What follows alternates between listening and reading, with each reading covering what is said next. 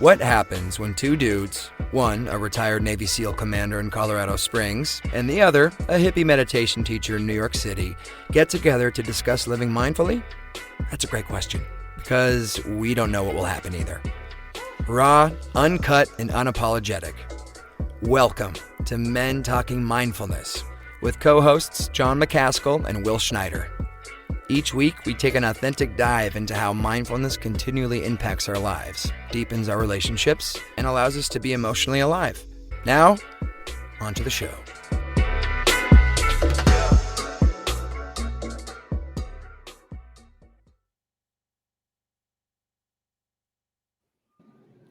Forgiveness is not always easy. At times, it feels more painful than the wound we suffer to forgive the one that inflicted it. And yet, there is no peace without forgiveness.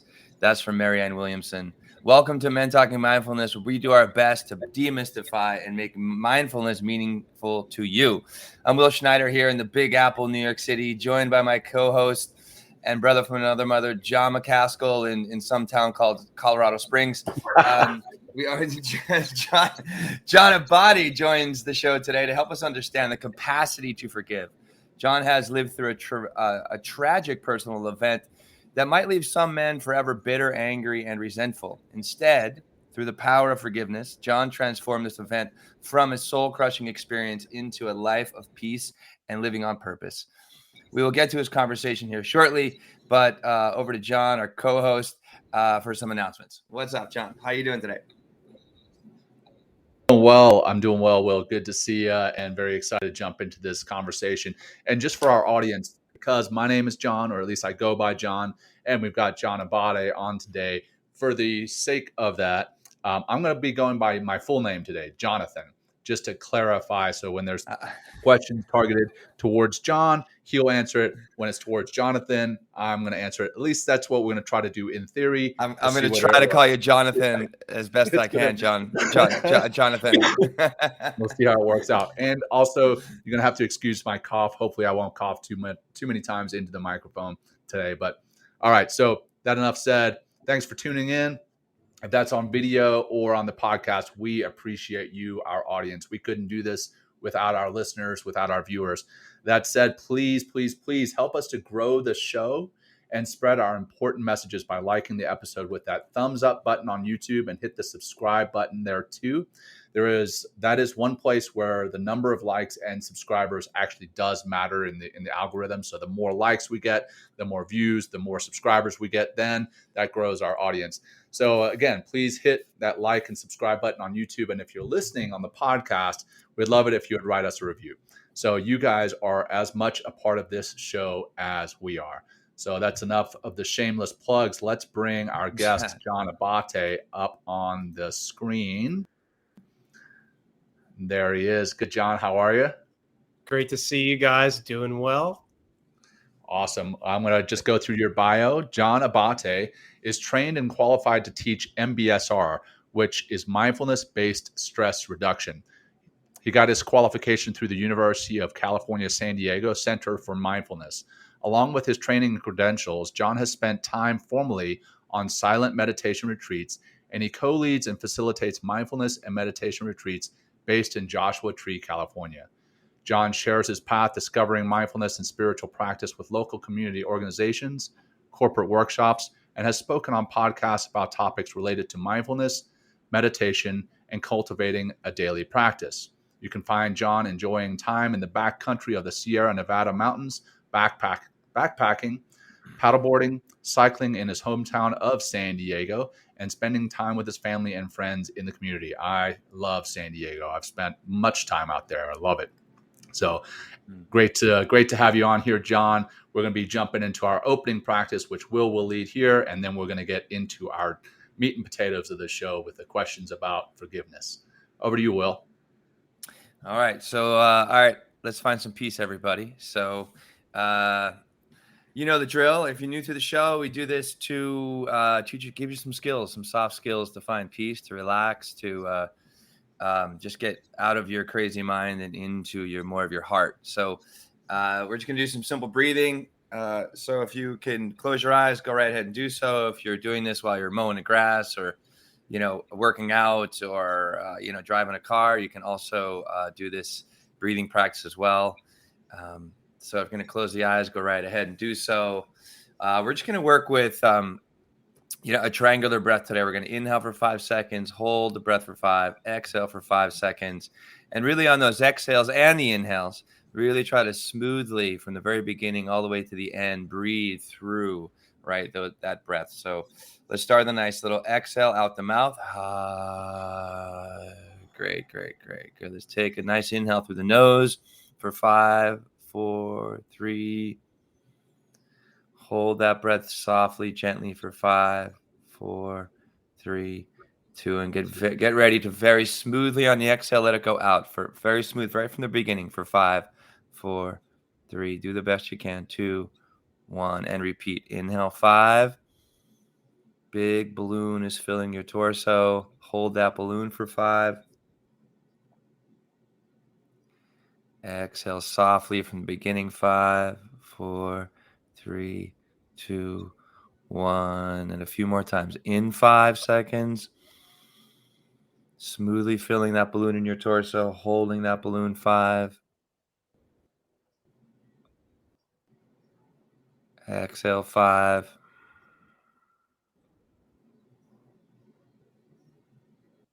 Again, in 5. Hold.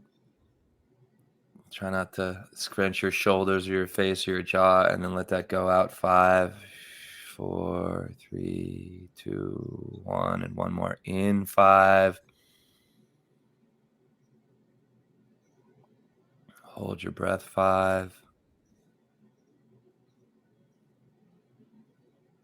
Exhale, let go. 5, 4, 3, 2, 1. Very nice. Come back to just a couple normal breaths in your body and really trying to fully experience those breaths, the sensations of those breaths. Just being aware of those sensations helps to create or just give you more presence in this moment. It's the only time it ever is, here and now. And the breath is one way to cut through all the chatter and all the distractions to get back to the now. Okay, when you're ready, you can make some movements in your neck. Open your shoulders a little bit if you like. And then open your eyes. And let's start this show and dive into the capacity to forgive. John Abate, thank you so much for joining us today. We really appreciate your time. We have, you have a really interesting story that we'd love to get some background on that helped you kind of get to forgiveness. So if you want to just jump in right there, we'd love to hear your story, please. Yeah, I'd love to. Thanks again for having me on. I'm really excited to talk to you guys. This is actually a story that has a happy ending, but it does involve trauma. Mm-hmm. So I guess to go back and, sort of start from the beginning and just give a little background. So I was living in San Diego. I do need to update my bio as well because I'm talking to you now from the East Coast. Yep. Yeah. Wait, Yep. uh-oh. I'm back. Where are you on the East Coast? John? I'm in Connecticut. So I was born and raised here in Connecticut, came back this summer, and it was time to be closer to family and family in need.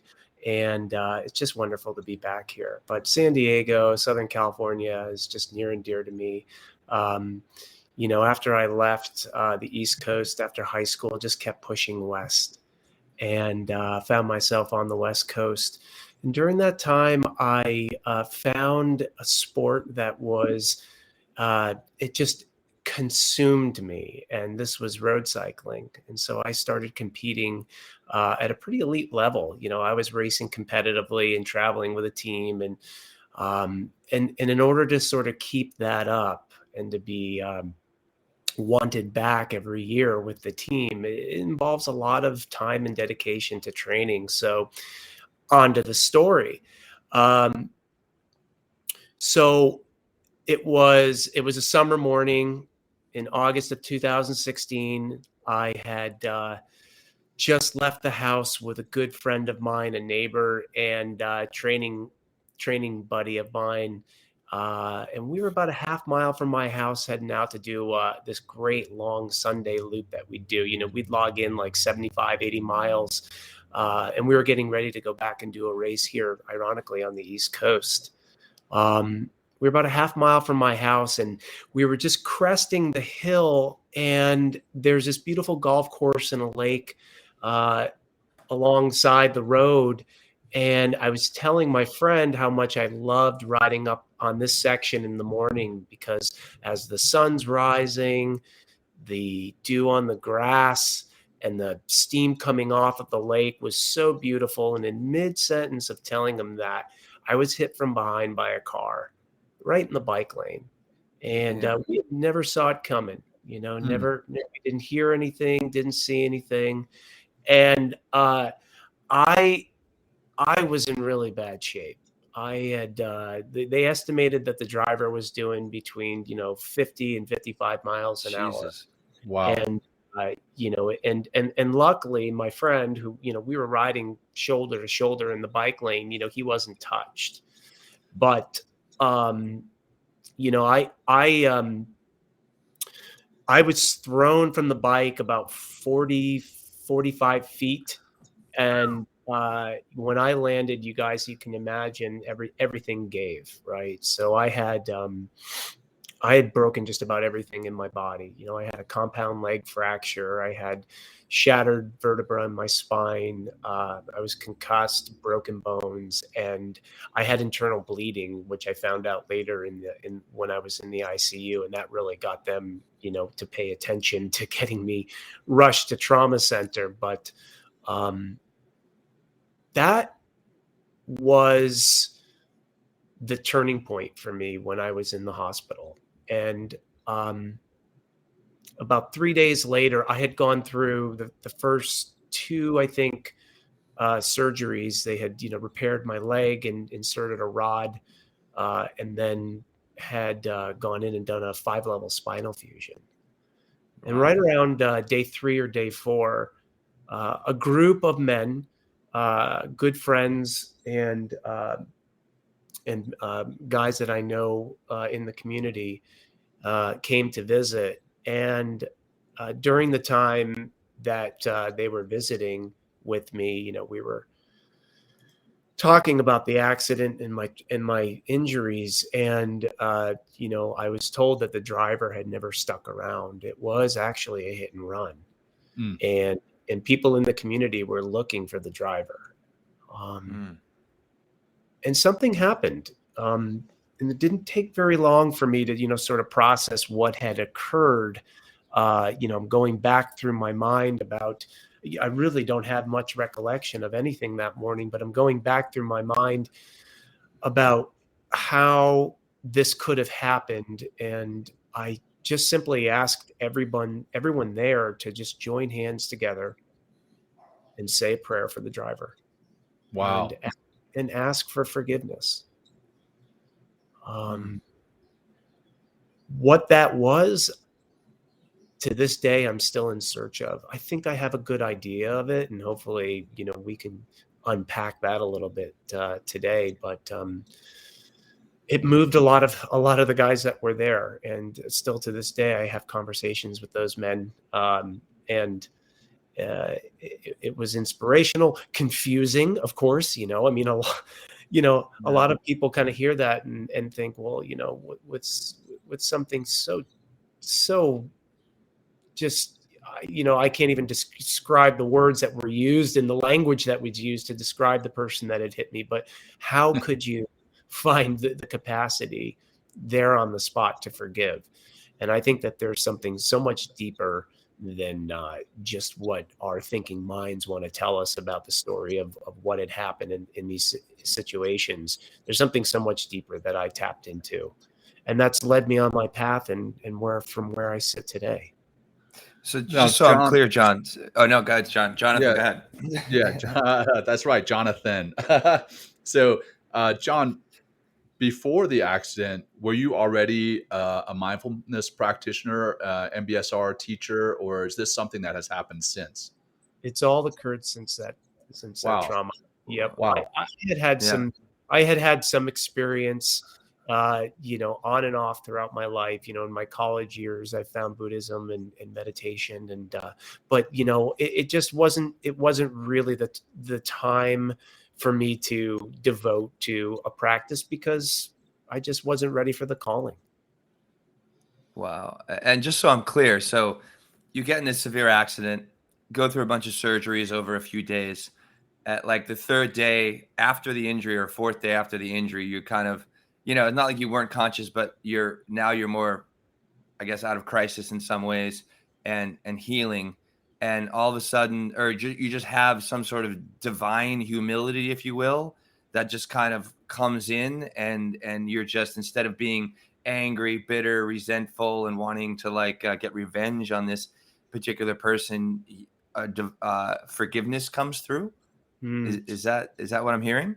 Well, therein lies the $64 million question. Yeah. Where exactly does that come from? And I think that's Yeah. that's played a pivotal role in my seeking, in my journey, along my spiritual path.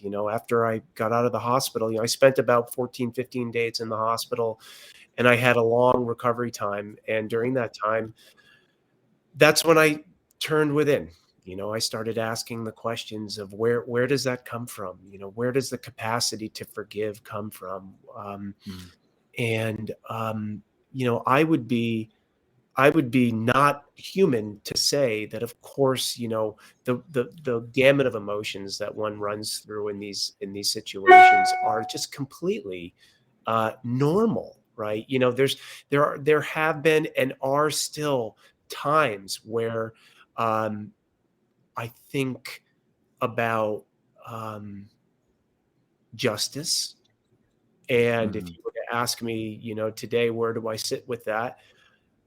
I think it's a worthwhile endeavor to if this person were ever found, to seek justice, because therein lies the ability to hope that this doesn't happen to someone again. But I don't hold on to the pain and the anguish that I would have expected to. And I sense that something happened to me in the hospital that perhaps it was intuition to know that holding on to that wasn't going to help me to recover and heal. I think that there's a lot of different things that may have spurned that opportunity to ask for forgiveness and to bring the individual into my morning meditation, and just hope that this doesn't occur every time this person passes by somebody stranded on the side of the road. May they stop and help, or and just have a healthy dose of optimism, right? Yeah.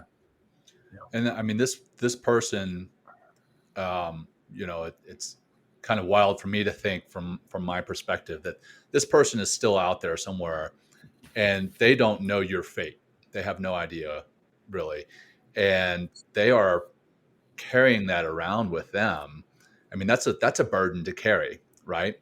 For them.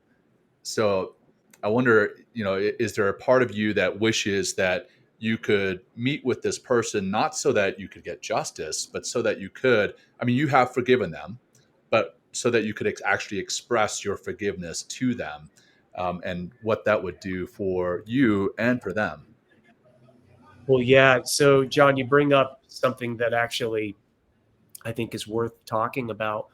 I did spend a good deal of time thinking and feeling through what it may be like for someone to wake up every morning and know that they may have killed someone and left them on the Right. side of the road. And from that experience, I think I truly touched a place of understanding compassion. And Wow. to be able to know compassion means to be able to experience that. And I wouldn't say it's empathy. I'm not mired in the feeling. I can simply, I suppose the best way to describe what that might be like is putting yourself in someone's shoes. This reminds me of a quote. I'll have to paraphrase one of the great thinking minds of Charles Eisenstein, if you're familiar with who he is. And he was asked about, he said something to the effect, in talking about forgiveness of, in the totality of all of the events that happen in a circumstance or event, I couldn't say for sure what I would do. And therein lies, this understanding that we all, there's a dividing line between good and evil, and good, that crosses the heart in every human being. And I can't say for sure, was this person under the influence, without a license, just afraid of going to jail, or I may never know. And being Right. comfortable with that fact is important, to be able to let go of that. That's powerful, man. Wow. In doing some research on forgiveness, just to really help our audience understand this topic a little bit more, like I was doing, and there's a really good article that we can drop into the show notes here from the Mayo Clinic. And there's a quote. It says, "The act that hurt or offended you might always be with you, but forgiveness can lessen its grip on you and help you free." This is the key point: help you free from the control of the person who harmed you, which I thought was very interesting. And further, the article says, forgiveness doesn't mean forgetting or excusing the harm done to you, or making up with the person who caused the harm. Forgiveness brings a kind of peace that helps you get on and go on with life. And as you're speaking here, John, I can just feel so much peace and coming off of you, which is, it's just really, this is probably the most peaceful guest that we've kind of spoke to, John. I feel Mr. Commander Jonathan McCaskill. That's right. That's how you should address me for the rest of the show, please. But yeah, I mean, so this is really, just like, and also it kind of, we have another episode on, like, you can remain the victim in this circumstance, John, like you've had, from this tragic experience. You could have just been the victim, and I'd imagine that also this forgiving has helped you heal tremendously your body, like physically, instead of being like a victim mindset in this kind of condition. You might always be complaining about the pain in your back or your leg or something like that, which just would kind of make it worse and prevent you from healing. But you've really taken this event in your life, and it's really transformed it in such a positive way. And I don't know what you want to say about that, but I thought it'd be interesting to bring in the victim mindset into this, which I feel, and also the power, if you don't forgive, that situation, those feelings, that person, occupies some real estate in your mind and in your heart in some ways, if you don't let it go. And that's really what, forgiveness is. I have, also looked up like the general definition of forgiveness: to stop feeling angry or resentful towards someone for an offense, flaw, or mistake. Well, yeah, Will, you bring up so many good points, and we'd all be well advised to remember the parable of the angry person holding the hot rock, aiming it at his enemy, all the while they're just burning themselves. Yeah. Wow. Yeah. Great point. There's so much to say about my path in healing. I was told I may never race competitively again. You're told a lot of things by outsiders. But I think if we intuit what gets us up in the morning, and to live healthily in mind and body, it was extremely important for me to pay attention to all the things that needed to be done and to recover. And we focus so much on our bodies, but we also have to remember the capacity for which we think and feel. And it was, to your point, holding on to the anger and resentment. I had a sense that it wasn't going to serve me or the others in my life. And we carry, I think, something that that I teach in my workshops when we touch on self-care. I talk a bit about the energy that is always moving, and if we believe that time is infinite and space is infinite, and our souls, or whatever, our hearts or God is infinite, then I believe that the energy that we experience is also infinite. And so holding something, there's you're creating the boundaries of that emotion. And we know that nothing's permanent. So even the wonderful things that happen, the joys and happiness in our life are fleeting, as well as, the difficulty and the sorrow and the pain.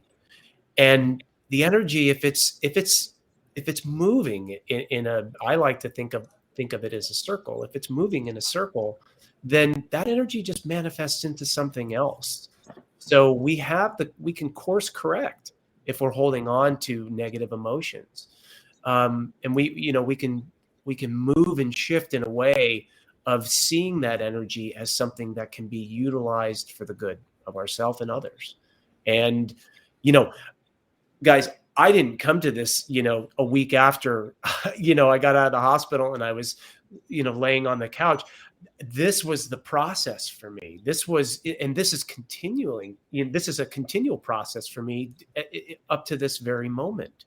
What does that look like? If you can share that, what is that? This continual experience of forgiveness. If even like how long has it been since the accident? Well, it's been 5 years. 5 years, okay. Since the accident. Well, I think that the process for me is my practice. It is finding the time to get quiet at least once or a few times a day. And when I do that, the practice of becoming aware, and what I teach in my MBSR and my mindfulness workshops is that mindfulness is not a place we get to. It's not a state. It's no passcodes or secret handshakes. We're continuing down the path of always coming back to the place of awareness, the awareness of the good and the bad, if we had to use words to categorize, but pleasant and unpleasant. So for me, it's always a work in progress, and right. The more that I practice, the more I can kind of tune into coming back to a place of recognizing this is not my story. I'm not. There you go. Yeah. Yeah. Letting go of that story. Like if you're in the victim mind, you just keep telling that story. Why did I get hit by this? Why did this happen to me? And then all the feelings come along with it, and then all your actions based on those feelings, and you start living your life in a way that you're constantly living in this state and this feeling of being victimized, instead of forgiving and letting go. Yeah. And then stepping into what you talked about, being, just being present. And one thing also I thought I'd share with all of us is what are the effects of holding on to a grudge? Because you talked about, what I love how you're tying mindfulness into this. It's like, mindfulness is, getting to that place of awareness and being present in the moment. And if you're holding on to this grudge, listen to this. This is the side effect for holding on to a grudge. If you're unforgiving, you might bring anger and bitterness into every relationship and experience, become so wrapped up in the wrong that you can't enjoy the present, become depressed or anxious, feel that your life lacks meaning or purpose, or that you're at odds with your spiritual beliefs, and last, lose value and enriching connectedness with others. That's what holding a grudge and being the victim and not forgiving are some of the side effects. Yeah.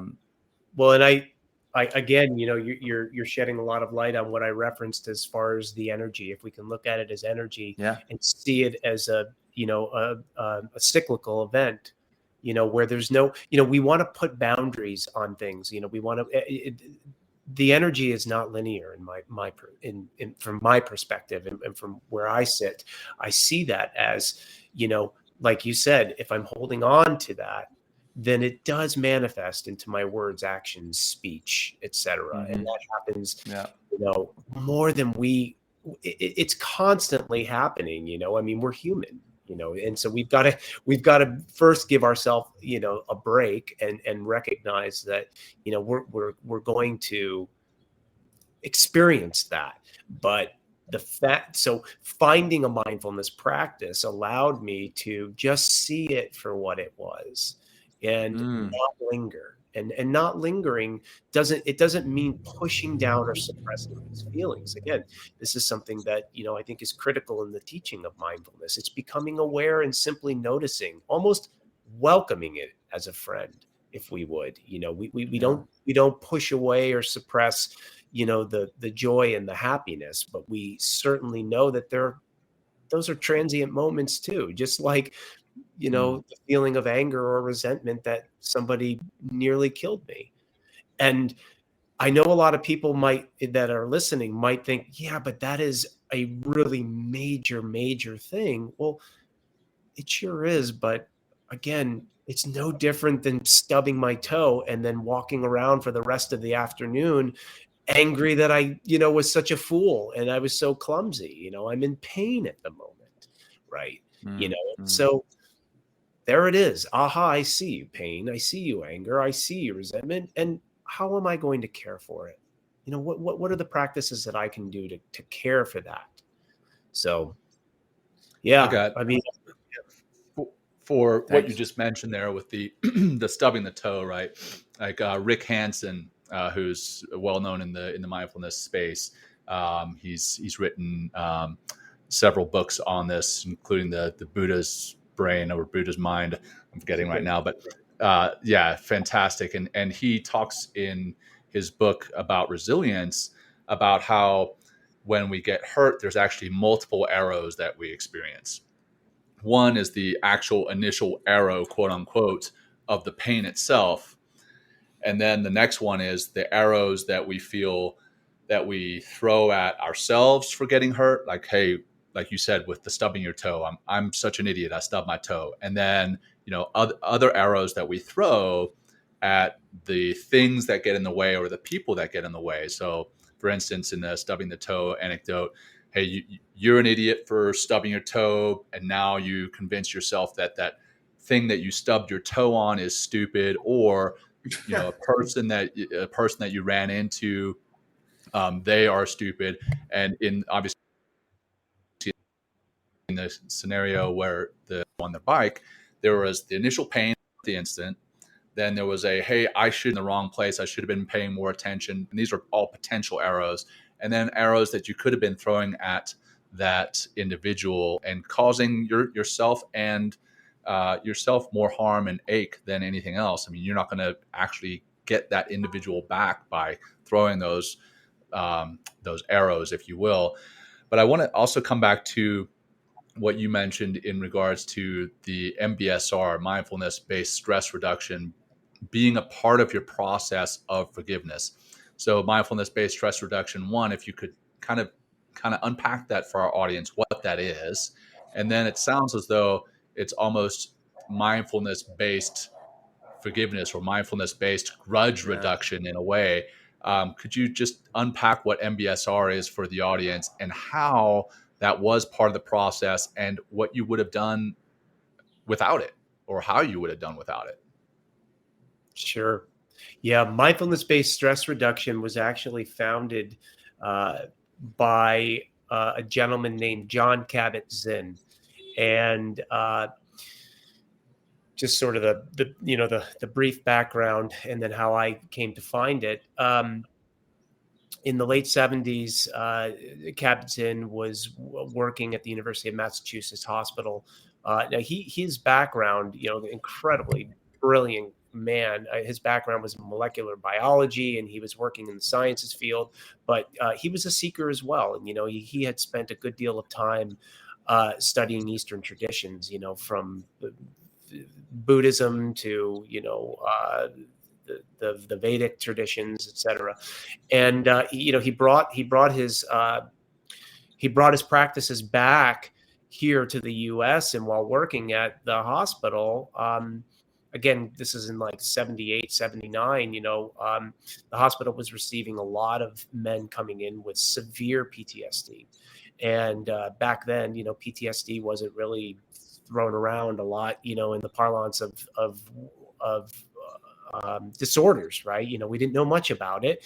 But these were Vietnam veterans that were coming back with severe addiction issues, substance abuse, running the gamut of all mental disease. And Kabat-Zinn said, bring them my way, right? And so he had set up a clinic in the basement of the hospital and began teaching an 8-week course where participants were coming in once a week for 2 hours and going through the practices that he felt would help to lessen the degree to which we experience disease and stress. MBSR does not make any claims to heal or to salve, our physical or emotional pain. But what it does is it puts us in more direct contact with the awareness that's created. He said, Kabat-Zinn said, and I think this will be helpful, he defines mindfulness as an awareness. And that awareness, by the way, we all have it. It's within us all. He said that mindfulness is an awareness when we pay attention on purpose in the present moment, non-judgmentally. And the key to that, and what I stress when I teach the course, is those first few words of that definition, which is mindfulness is an awareness. There's nothing more to it. There's nothing more to the fact of just simply paying attention and becoming aware. So, in my time of recovery, I dug in deep. I was reading books. I read Full Catastrophe Living by Jon Kabat-Zinn. Really started to hone in on my meditation practice. And I was lucky enough to actually be close to La Jolla, California, where University of California, San Diego, and the Center for Mindfulness and Integrative Studies is located. And I jumped in both feet, took the 8-week course myself, and realized that there was something more for me. There was a calling to share what I had gone through.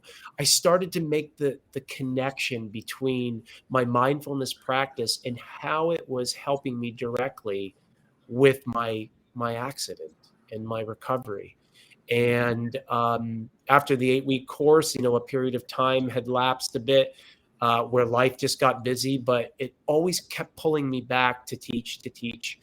And I finally jumped in and took my, teacher training course, and now I'm teaching the course to others. Yeah.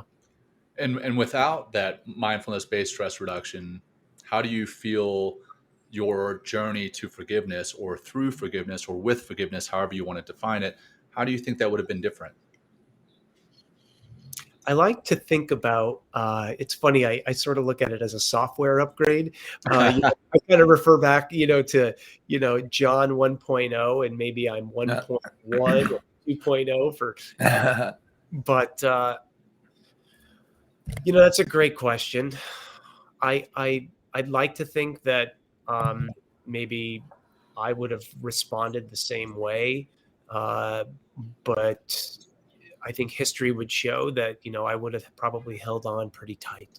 And just watching people close to me suffer was just so hard. I mean, my parents, my, family, loved ones, friends, people in the cycling community. I mean, people were rattling their sabers, and I was so completely lucky and eternally grateful for those that were out there trying to find this person. Because look, this isn't about, just, let it go, and there's a part of letting go. There's certainly the acceptance and the letting go that we have to personally, that's our own journey.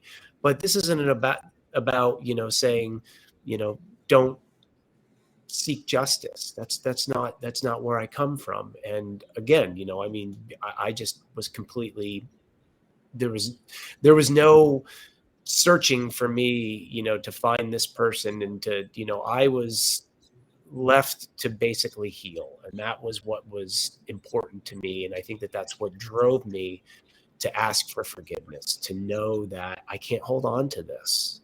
So it's become so much more today, and the path to forgiveness, and it's not easy. It is hard to let go when we feel justified, right? And so I've heard, the term righteous indignation, where we just absolutely, this is, I've got, a God-given rights, our birthright to hold on to this anger because, something as tragic as being hit by a car. But I'm here to say that, I'm healthier and happier because I didn't hold on, I think.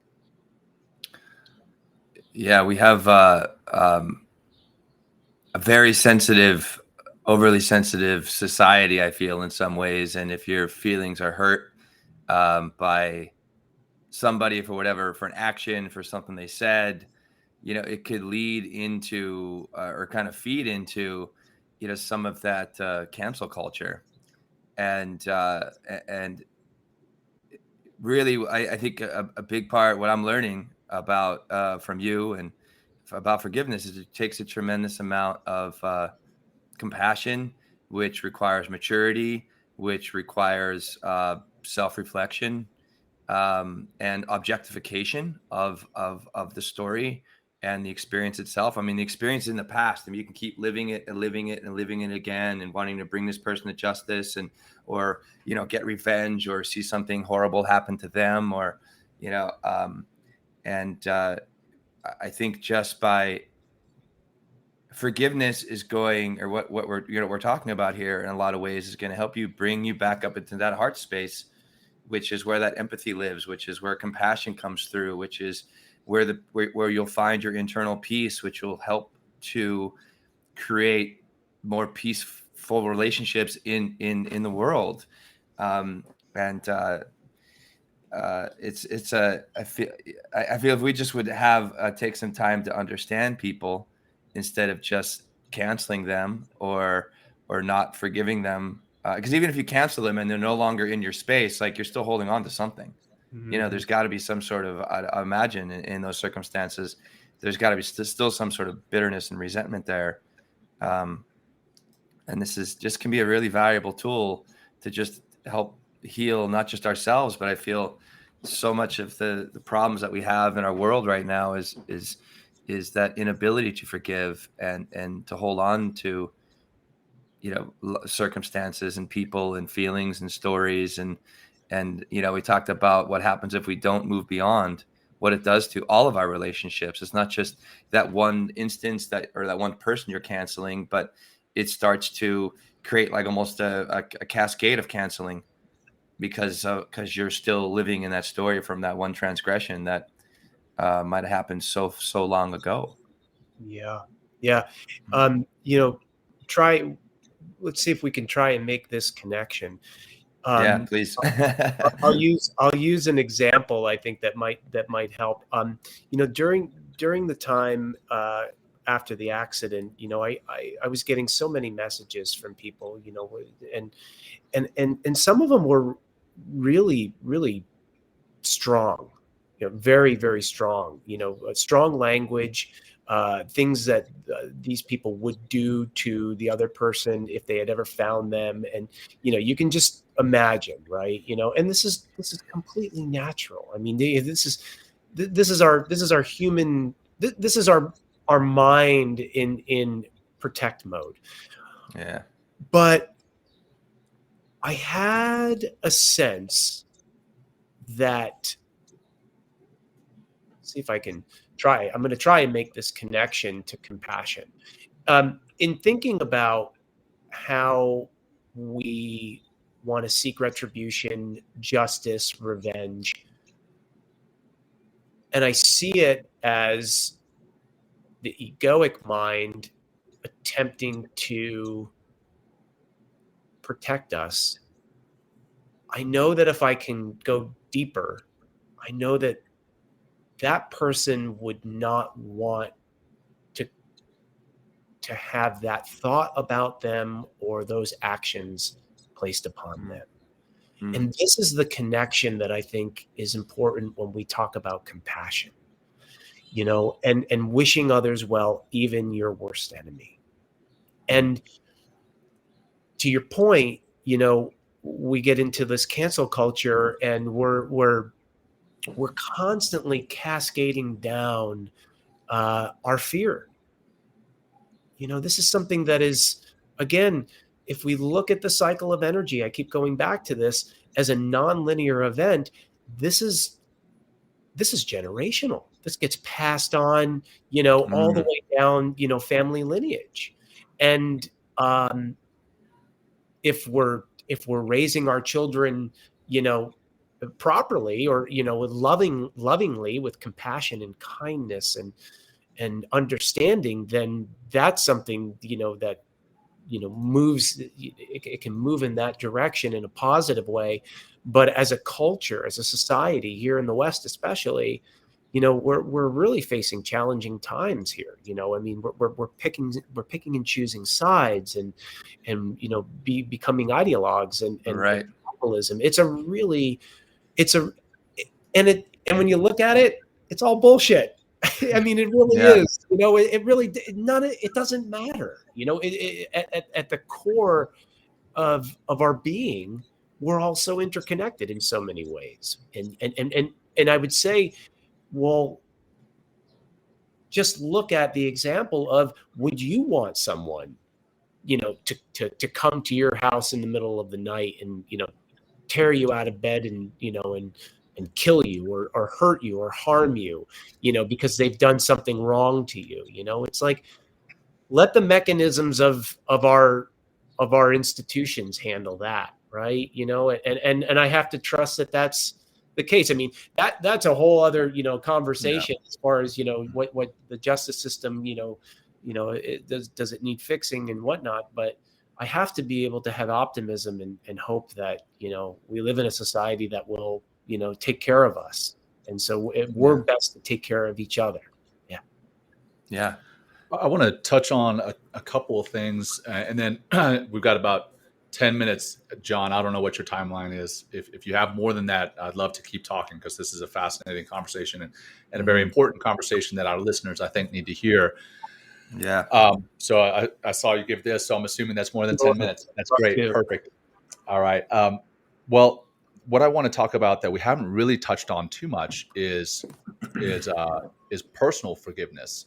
We've talked a lot about forgiving somebody who has wronged you, but a lot of the time we all walk around with this sense of guilt, sense of pain, because of something that we are holding on to, for something that we did to ourselves or maybe to someone else.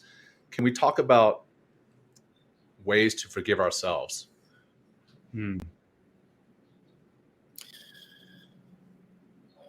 Yeah, that is where it starts. Yeah. It always has to. Yeah.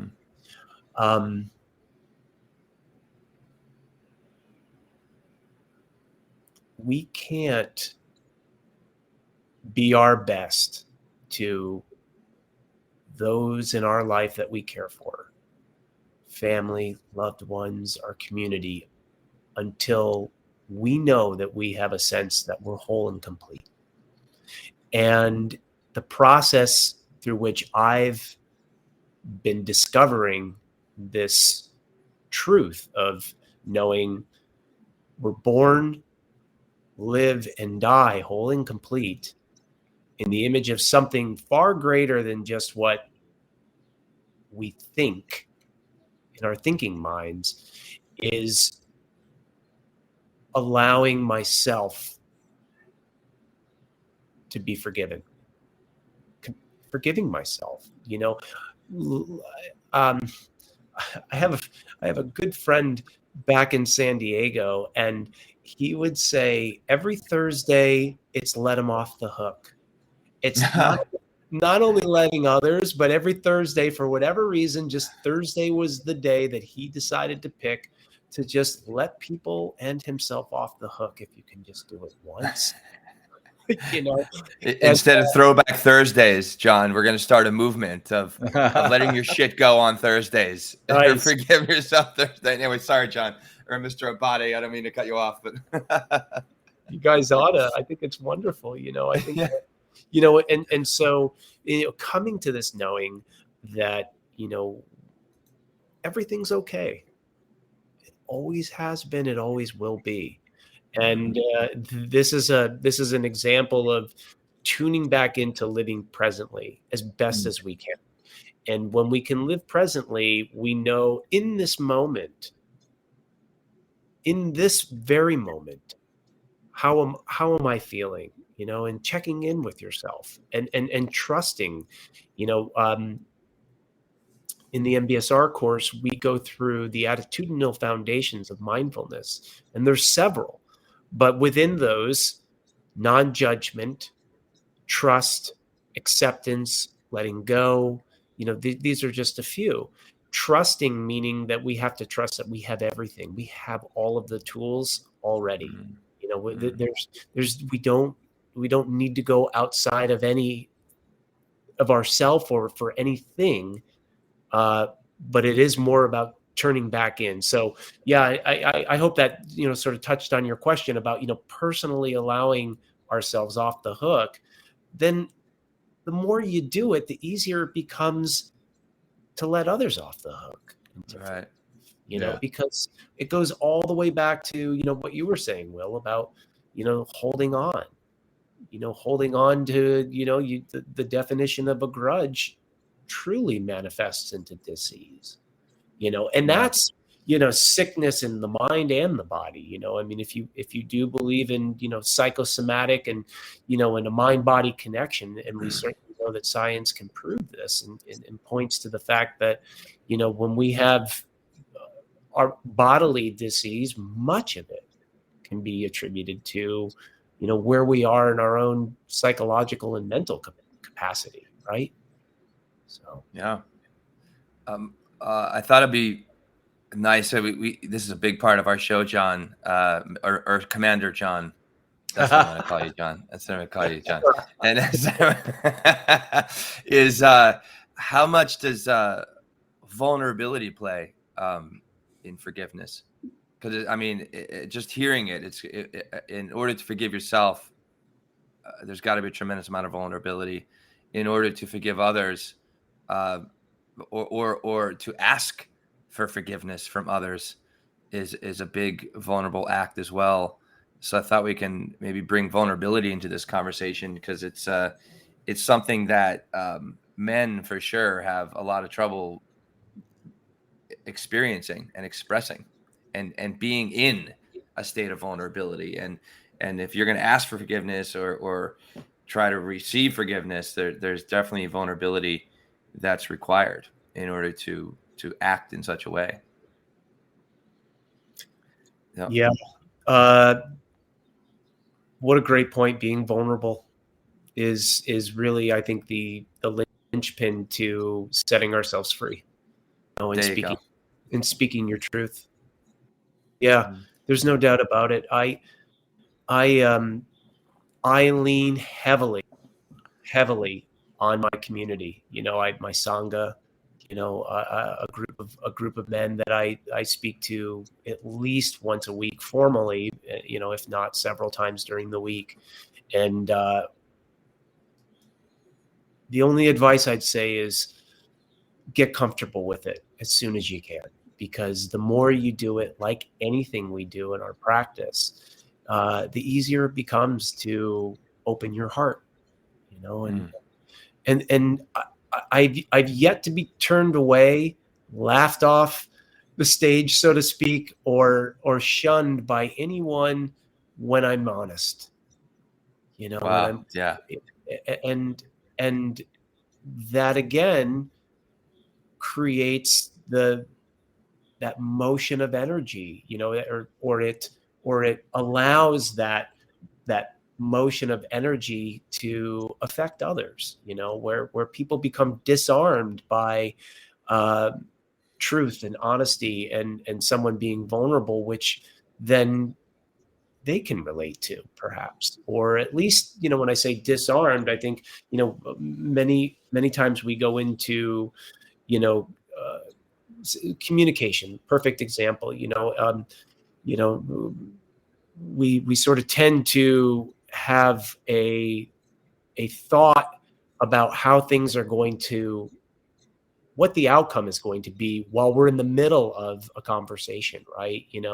And so, tuning back into just being honest, vulnerable, and being a good listener, those few skills as a practice can do so much for allowing people to make the connection with each other, in a more meaningful way, and disarm people from their story about what they think it should be or how the outcome should be before it's even happened. So, yeah. Thanks. Any practices or suggestions to practice vulnerability from your experience, especially, it sounds like you're in some sort of men's group. Like, how does that vulnerability, stay amongst the men, if you will? And what are ways that you, if there are exercises or something that you do, or ways that you act and are being in that group that help to continually bring that energy of vulnerability into the group, which ultimately brings it to yourself?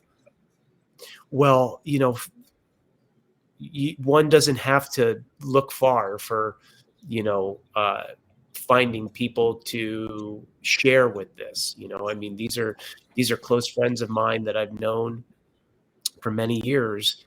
And just through having conversations one-on-one and starting to form a group of friends to get together in person. And, especially during the pandemic, it was wonderful to be able to at least, get on a Zoom call once a week, and spend a couple hours, an hour and a half or whatever it was, just talking about where we're at in our life, and this isn't a therapy session. This isn't anything other than just friends getting honest with where they are, whether it's their relationships or their career or their own fears, and starting with something like that, and then having accountability, so holding each other accountable.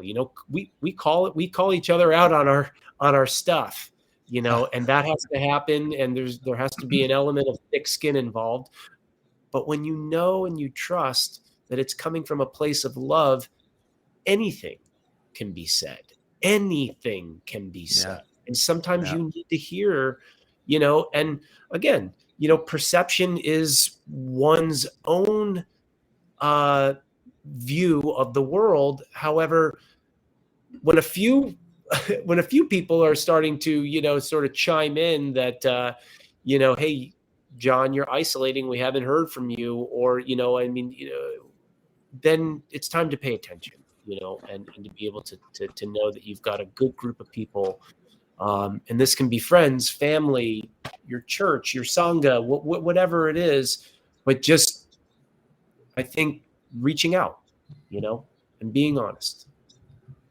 We have an episode on the power of accountability and being a part of a group that holds you accountable. But one thing we didn't cover in that episode, which I love what you just said there, knowing that when somebody's holding your feet to the fire, is that it's coming from a place of love.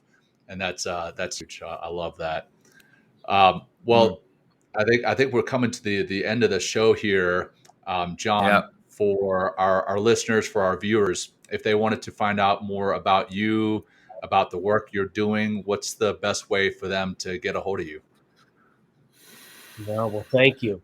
My website, mindfulfoundations.org, or you can find us on Instagram at mindfulfoundations101. Excellent. And then as we mentioned before we hit record on this, we wrap it up with a closing practice, and we would love if you would do the honors, wrap up the show with that closing practice, and then we'll call it done. Well, that sounds great. Yeah. Well, let's have a very short loving kindness meditation. So yes, wherever Love you're it. perfect. Great. Wherever you're sitting, just simply get comfortable in your chair or wherever you are. Close your eyes and just tune into your breath for a moment. Just focusing on the inhale, sensing the air flowing through your nostrils, filling the belly, and letting it out. Becoming present with your body, feeling your body seated here in the chair or wherever you are. Just tuning into this moment.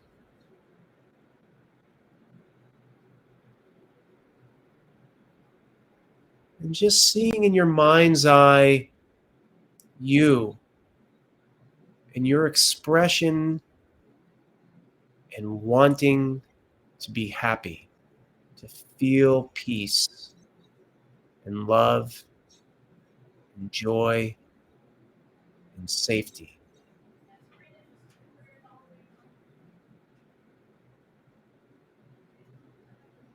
Feel all the warm wishes and kindness from the people around you that love you in your life.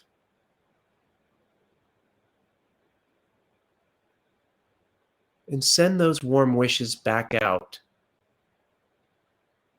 to those people that are close to you.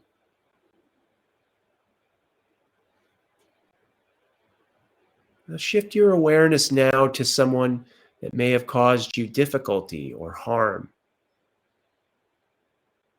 Perhaps an argument or something that maybe you're still holding on to.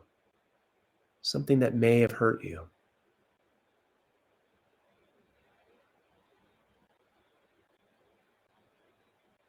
And like you, that person also wishes to feel joy and happiness and safety and well-being.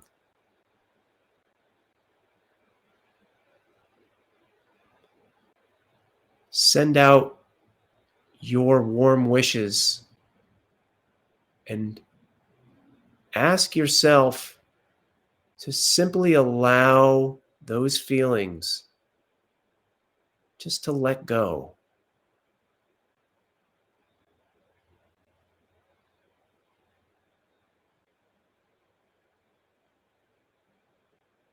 And just repeat this mantra to yourself silently.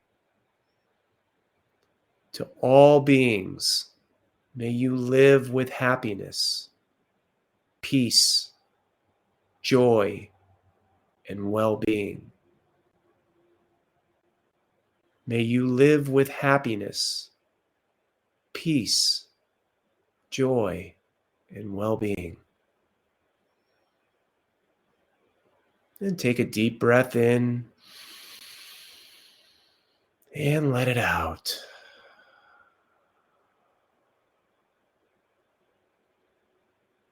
And you can come back to your place of being here and open your eyes and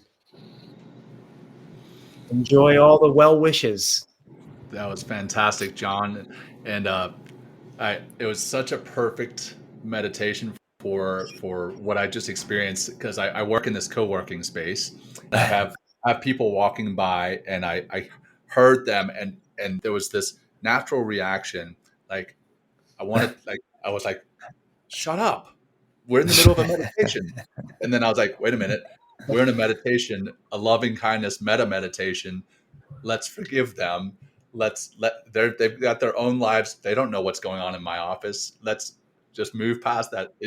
And for those watching, you may have noticed my face tensed up, and I was angry. And then I was like, wait a minute, relax. And this meditation was so perfect. So thank you for that, John. Just let it go, man. That's all we can do. Yeah, I was in the space. I'm like, John, I wish you would have turned your goddamn mic off. I turned did. mine off. You know, I went back and I turned it off. I was like, turn it off.